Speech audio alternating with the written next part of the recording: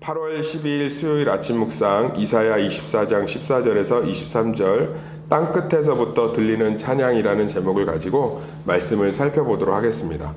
하나님께서는 자신의 백성들이 살아가는 삶에 충분히 다 예언을 하셨어요. 그러니까 제가 이렇게 안타까운 게 뭐냐면 우리는 미래를 예측하는 걸 대단하다고 여기거든요.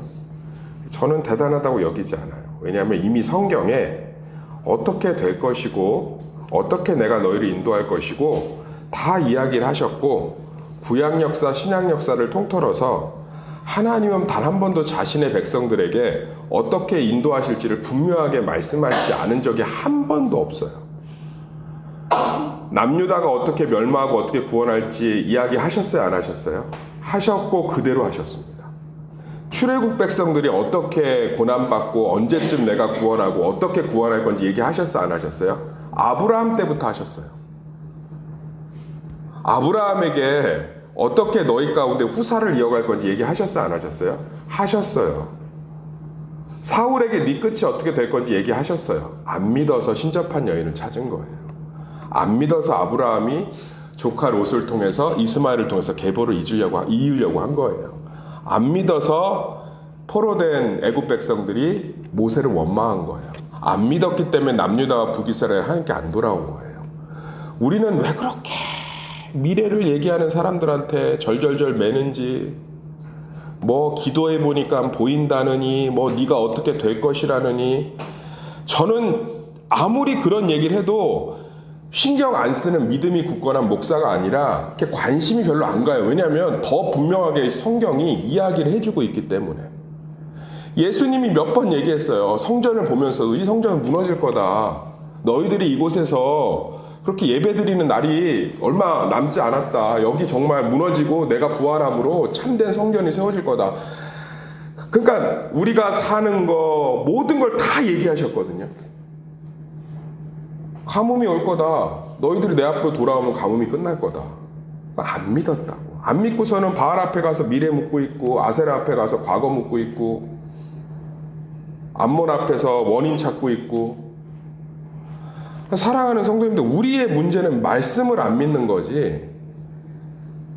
우리의 지금 현재 뭐 아들이든 딸이든 경제든 미래든 뭐 부동산이든 건강이든 어떻게 될 건지 궁금해 하실 필요가 없어요. 성경이 이야기를 다 해주고 있어요. 우리는 말씀을 믿는 의인은 믿음으로 사는 줄 믿습니다. 말씀대로 됩니다. 하나님이 세상을 말씀대로 창조했기 때문에 말씀대로 되는 거예요. 그래서 기독교는 굉장히 합리적이에요. 합리적이라.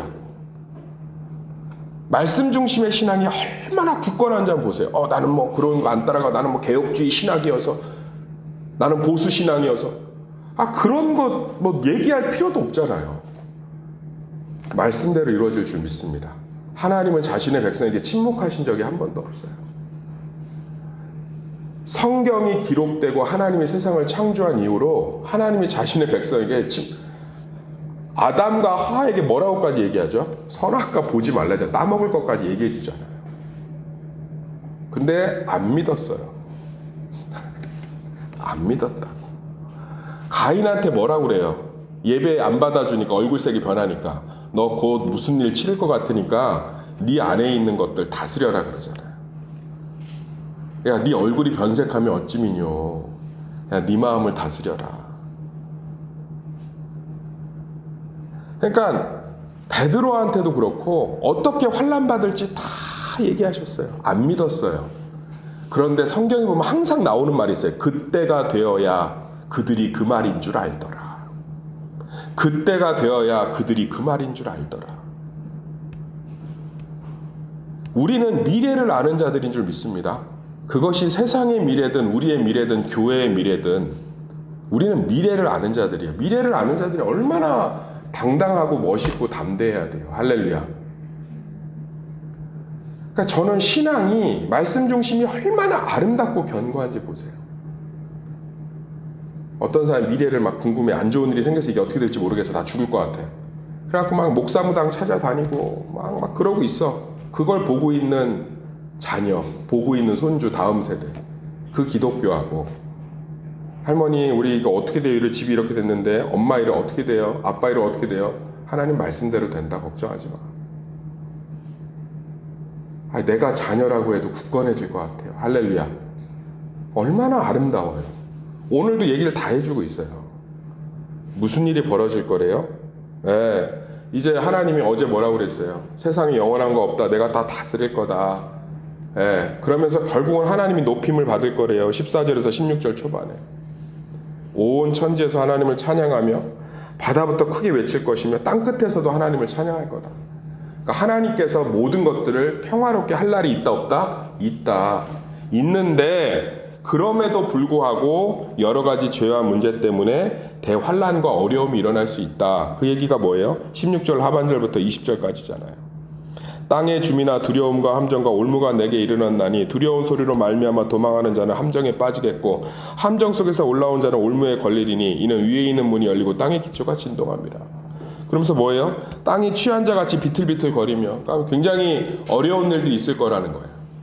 사랑하는 성도님들, 믿는 자들이 하나님 앞에서 승리도 경험하지만 그 승리 가운데 또 어려움도 경험하지만 그 어려움은 승리를 위한 하나님의 놀라운 시작이 되는 줄 믿습니다.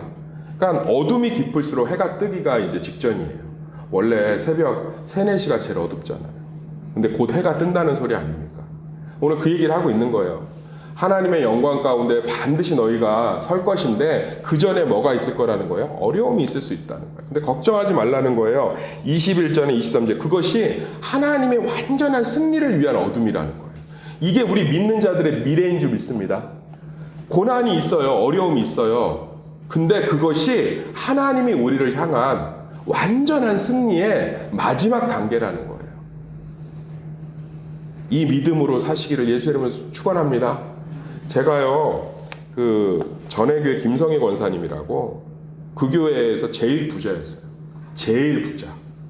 근데 그 권사님 교구였는데 가면 평양말 쓰시면서 북한말 쓰시면서 얘기해줘요. 흥남철수 때 그 배 타고 어렸을 때 저는 다큐멘터리보다 그분한테 들은 현장에서 얘기가 너무너무 재밌었어요. 근데 권사님 얘기 쭉 한 3시간 듣다가 근데 권사님은 어떻게 이렇게 도망가게 됐어요. 어떻게 이렇게 복을 받아서 또 이렇게 내려왔네, 피난을 왔네. 그러니까 이렇게 대한민국에서 신앙생활하고 그러는 거 아니에요? 근데 그 얘기를 하세요. 그때는 공산주의든 뭐 민주주의든 자유주의든 어느 게 옳은 건지 몰랐대요.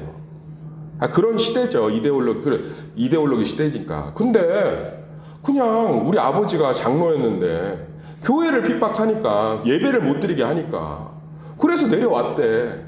근데 그게 이렇게 복이 될지 몰랐대. 할렐루야.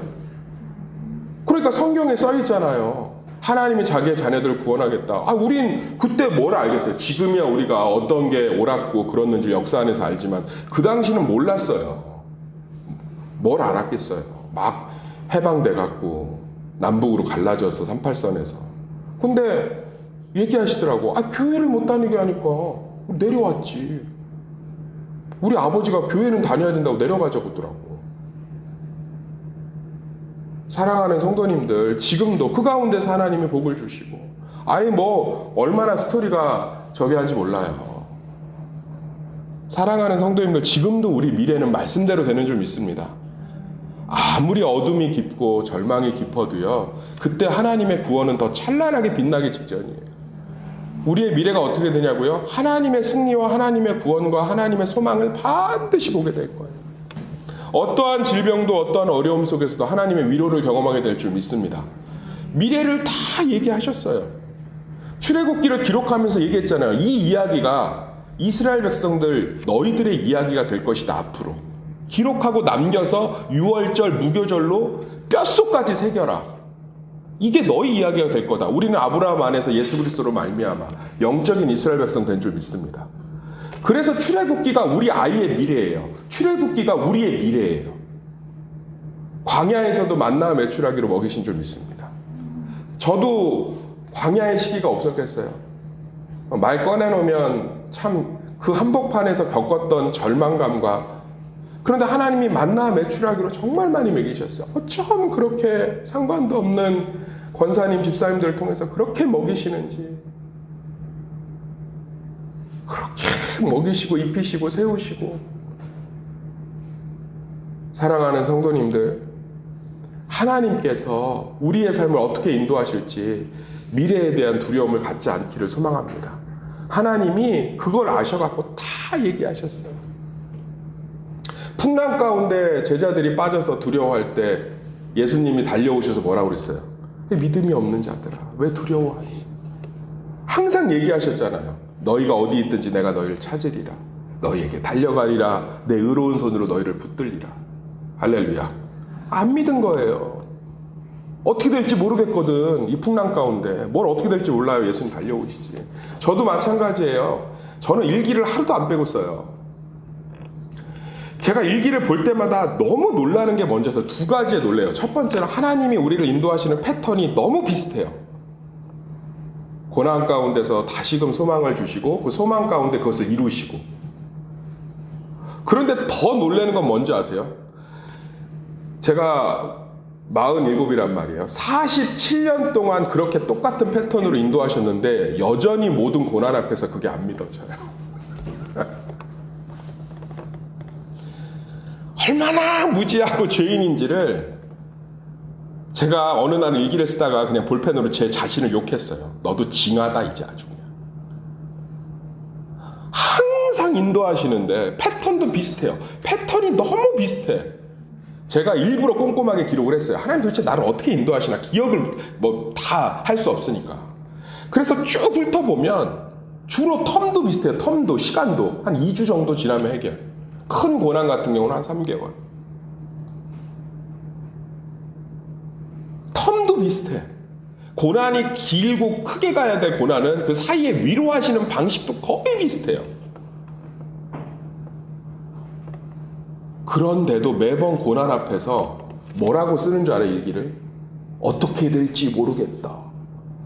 하나님은 이번에도 역사하실까? 나는 두렵다. 이 문제로 내가 끝날까봐 절망이다. 맨날 그러고 있어. 그래서 제가 그래요. 참, 목사가 징하게도 말씀을 믿지 않는구나. 이런 나를 하나님이 죄 없다 하시니 내가 무엇을 자랑하리요? 그리스도 외에는 자랑할 것이 없도다. 할렐루야.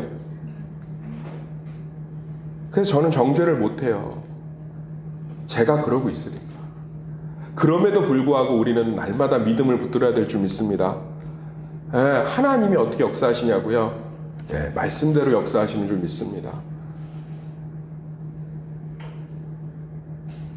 자녀의 성공과 잘됨보다 자녀의 신앙을 걱정해야 되는 이유가 거기 있는 거예요. 하나님이 말씀대로 인도하시기 때문인 줄 믿습니다. 사랑하는 성도님들, 우리 이제 미래를 두려워하지 맙시다.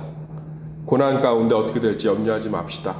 오늘 이사야 24장 14절 23절 말씀처럼 어떠한 대환란 속에서도 하나님은 반드시 승리하시고 그날의 여호와께서 높은 데서 높은 군대를 발하시며 땅에서 땅의 왕들을 벌하시고 그때 수치를 당하고 해가 부끄러워하느니 이는 만군의 여호와께서 시온산과 예루살렘에서 왕이 되시고 그 장로들 앞에서 영광을 나타내실 것이라. 할렐루야.